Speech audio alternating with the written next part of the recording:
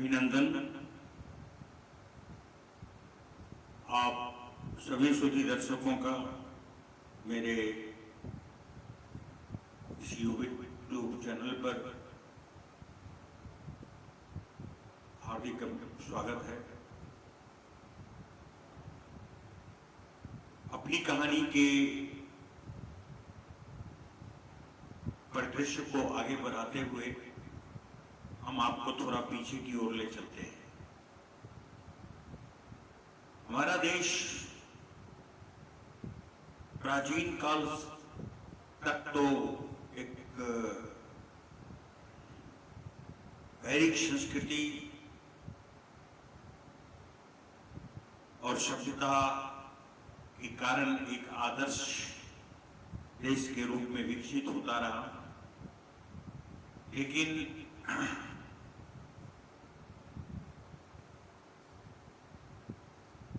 भारत क्या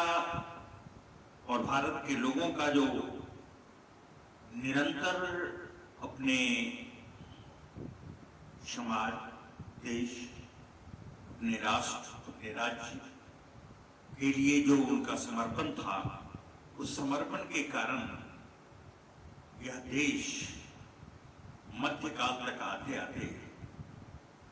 एक ऐसा सुसमृद्ध और सुसंस्कृत देश बन गया जिसे लोग सोने की चिड़िया के नाम से जानते थे। इस सोने की चिड़िया का अर्थ यह हुआ कि हमारा आर्थिक, सांस्कृतिक और सामाजिक रूप से इतना विकास हो चुका था कि दुनिया वाले हमको जलन की दृष्टि से देखते थे और वो उन सबों की दृष्टि भारत की ओर लगी हुई थी। इस क्रम में पहले जब इस्लामी सभ्यता का प्रसार होना शुरू हुआ तो कुछ मुसलमान आक्रांताओं ने भारत को अपना निशाना बनाया और भारत की समृद्धि को, भारत की सभ्यता को, भारत की संस्कृति को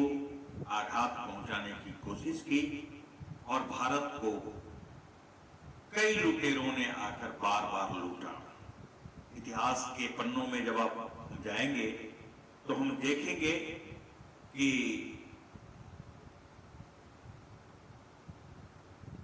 गजनी, गोरी जैसे आक्रांता भी आए इस देश में और जिन्होंने हमारे प्रसिद्ध सांस्कृतिक स्थलों, हमारे राजे रजवाड़ों को लूटकर वो वापस अपने मुल्क चले गए। यह क्रम बदस्तूर जारी रहा कब तक? जब तक कि मुगल राजवंश ने भारत में आकर अपनी राजनीतिक सत्ता स्थापित नहीं की। उसके बाद जब मुगल राजवंश का राजनीतिक परिदृश्य प्रारंभ हुआ तो मुगल राजवंश ने हमारे छोटे छोटे राजे रजवाड़ों को, हमारे बड़े सामंतों को अपने अधीन करना शुरू किया और वह भारत की आर्थिक स्थिति को अपने खजानों में, अपनी तिजोरियों में भरने का भी काम किया और इस देश पर अपना शासन सत्ता चलाने का भी काम किया। हम इस कहानी को थोड़ी संक्षिप्त भाव से लेके आगे चलेंगे क्योंकि हमारा जो परिदृश्य है वह परिदृश्य है भारत के स्वतंत्रता संग्राम और भारत में अंग्रेजों के आगमन, अंग्रेजों के प्रसार और विस्तार को लेकर। इन्हीं मुगलों के शासनकाल में जब मुगलों ने बहुत सारे प्रांतों को अपने नवाबों के अधीन कर रखा था और उन पर उनके माध्यम से वह वहां शासन चलाता था, इसी क्रम में मौके की ताक में बैठे अंग्रेज व्यापारियों ने भारत को अपनी निगाह में, अपनी दृष्टि में लिया और उसने भारत की समृद्धि को अपनी मुल्क में लूट कर ले जाने की मंशा से भारत के नवाबों को कई तरह के प्रलोभन देकर, कुछ सख्त नवाबों से अनुनय विनय कर उसने पहले तो यहाँ अपनी व्यापारी बस्तियों का विस्तार करने का कार्यक्रम बनाया। उन व्यापारिक बस्तियों में उनके व्यापारी जो जलमार्ग से समुद्र के रास्ते हमारे देश में आए, जिन जिन सामुद्रिक किनारों वाले नगरों को उन्होंने अपना निशाना बनाया,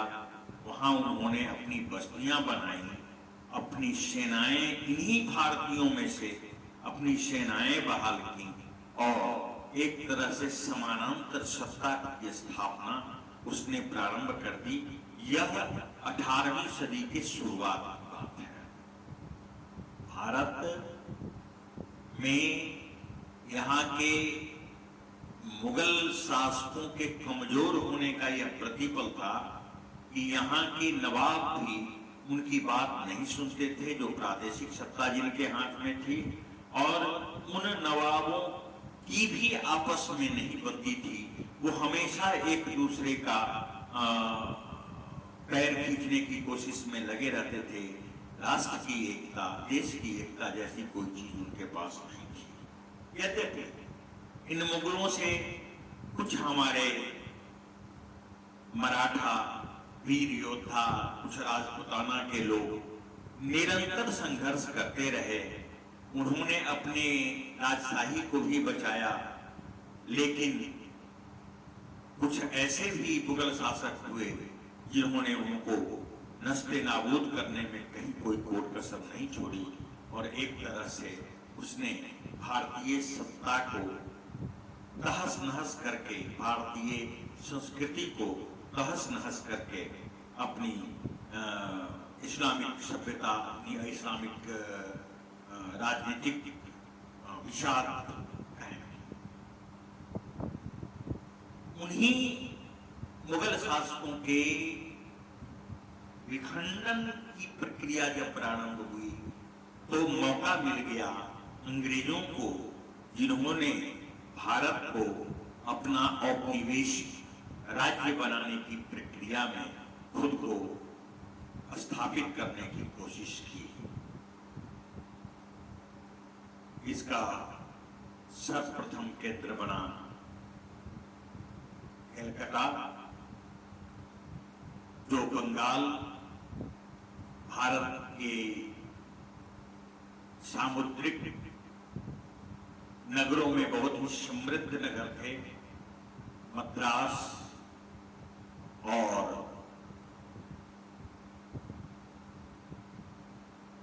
इस तरह से इन लोगों ने इन जगहों पर अपनी औपनिवेशिक बस्तियां उन्हीं नवाबों की अनुमति से स्थापित की और उसके बाद उन्होंने खुद को उस राजनीतिक विघटन के परिवेश का फायदा उठाने की कोशिश करते हुए भारत में अपना राजनीतिक साम्राज्य प्रारंभ कर दिया। उनका एकमात्र उद्देश्य भारत की परिसंपत्तियों को लूटना और अपने देश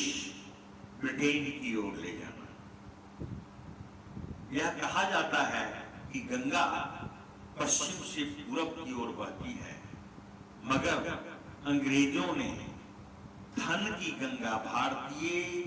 परिसंपत्तियों के लूट कर लिए जाने वाले धन की गंगा को पूरब से पश्चिम की ओर प्रवाहित कर दिया और यहाँ की परिसंपत्तियां लूट लूट कर, यहाँ के सोने, चांदी, जवाहरात, हीरे सब यहाँ से लूट लूट कर वो अपने देश को भेजने लगे। इस तरह से भारतीय सामाजिक, सांस्कृतिक और राजनीतिक परिवेश का विखंडन होना प्रारंभ हुआ। ऐसा नहीं है कि आंख मूंद कर लोगों ने अंग्रेजों की सत्ता स्वीकार कर ली। आगे हम आपको क्रमशः बता सकते हैं, बताएंगे ही कि किस तरह से अंग्रेजों ने अपने राजनीतिक मायाजाल को फैलाया और कैसे छिटपुट ही सही देशभक्त देश प्रेमियों ने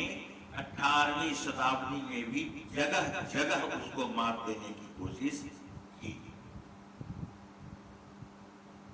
इसका एक प्रत्यक्ष उदाहरण 1857 का स्वतंत्रता संग्राम भी था, जो भारत का अंग्रेजों के विरुद्ध प्रथम स्वतंत्रता संग्राम के रूप में इतिहास में विख्यात है। हम उन परिवेशों पर भी जिक्र करेंगे आगे, जिनके कारण भारत में जो एक निराशा हावी थी भारतीय सहनशील जनमानस के ऊपर, उसको कैसे दूर किया गया और किस तरह वह प्रताड़ित हुआ अंग्रेजों के कृत्यों से। अंग्रेजों ने साम दाम दंड भेद की रणनीति अपनाई और उन्होंने भारतीयों को बर्बाद करने में कोई कसर नहीं छोड़ी। भारत के लोग भारत की भूमि में ही गुलाम बना लिए गए। अंग्रेजों ने उन्हें अपना गुलाम बना लिया। दासता की बेरी से हमारी भारत माता कराहने लगी और इस तरह से भारतीय सभ्यता और संस्कृति पर चोट करने के लिए हमारी पूर्वकालीन जो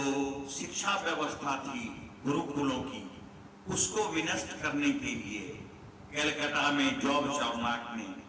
एक ऐसी अंग्रेजी शिक्षा पद्धति की स्थापना की जिसके द्वारा उसे भारतीयों में वैसे अंग्रेजी जानकार किरानियों की जरूरत थी जो उसको अनुवाद करके, उसके भाव को अनुवाद करके लोगों तक पहुंचा सके और इससे उनको उनके शासन में सहयोग मिले। इसीलिए अंग्रेजी शिक्षा को अंग्रेजों ने भारत में विस्तारित करने की निरंतर कोशिश की। इस प्रकार यदि हम देखें तो भारत के बंगाल से लेके अवध तक का जो बड़े बड़े राज्य थे, इन राज्यों को इन प्रकार अंग्रेजों ने अपने आधिपत्य में ले लिया और उनकी शासन सत्ता इन राज्यों पर चलने लगी। उधर दक्षिण में भी उसने अपने पांव पसारे और दक्षिण के राज्यों को भी उन्होंने अपने अधीन कर लिया और इस कुछ ऐसे भी गवर्नर जनरल आए जिन्होंने साम्राज्य विस्तार और भारत के संपूर्ण भाग पर कब्जा करने के लिए एक अभियान सा छेड़ दिया और यही भारत को अपने कब्जे में लेने के लिए भारतीयों की ही सेना उन्होंने बनाई